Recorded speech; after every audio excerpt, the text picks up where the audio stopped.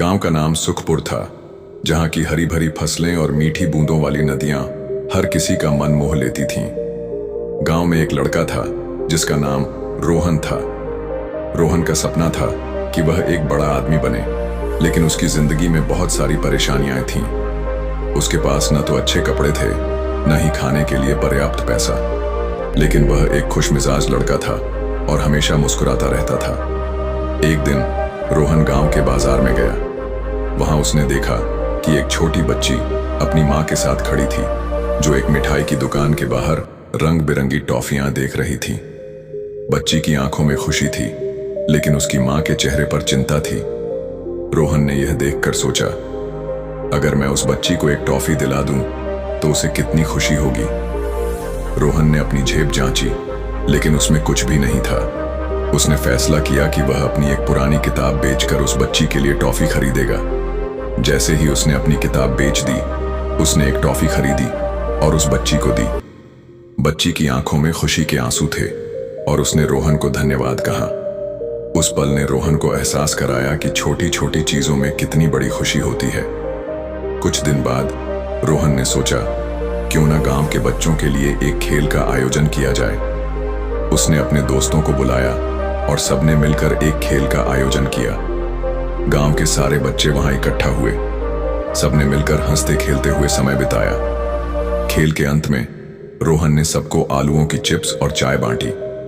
सब बच्चों के चेहरे पर खुशी थी और रोहन को इस काम में बहुत संतोष मिला। एक दिन गांव में एक बूढ़े आदमी आए। वह बहुत थके हुए थे और उनके पास कोई खाना नहीं था। रोहन ने बिना सोचे समझे उस बूढ़े आदमी को अपने घर बुलाया और अपनी मां से कहा, मां, हमें उन अंकल को खाना देना चाहिए। उसकी मां ने मुस्कुराते हुए कहा, बिल्कुल बेटा, यह तो हमारी जिम्मेदारी है। बूढ़े आदमी ने रोहन और उसकी मां का धन्यवाद किया और खाना खाकर बहुत खुश हुए। उस दिन रोहन ने सीखा कि खुशी सिर्फ अपने लिए ही नहीं, बल्कि दूसरों के लिए भी कुछ करने से मिलती है। एक बार गांव में एक मेला लगा था। रोहन ने सोचा कि अपने दोस्तों के साथ जाकर मेला देखने का मजा लेना चाहिए। वहां कई रंग बिरंगी चीजें थीं, लेकिन रोहन के पास पैसे नहीं थे। उसके दोस्तों ने मिलकर कुछ सामान खरीदा और सबने मिलकर मेला का आनंद लिया। रोहन ने देखा कि कितनी छोटी छोटी चीजें उसकी खुशी का आधार बन सकती हैं। उसे एहसास हुआ कि खुशी महंगी चीजों में नहीं, बल्कि सरल चीजों में होती है, जैसे कि दोस्तों के साथ बिताया गया समय, किसी की मदद करना या छोटे से छोटे सुख का भी आनंद लेना। अंत में जब रोहन अपने घर लौट रहा था, उसने सोचा कि वह अपनी जिंदगी में हमेशा छोटी छोटी चीजों में खुशी पाएगा। उसने अपने दिल में ठान लिया कि वह हर दिन एक नई खुशियों की खोज करेगा।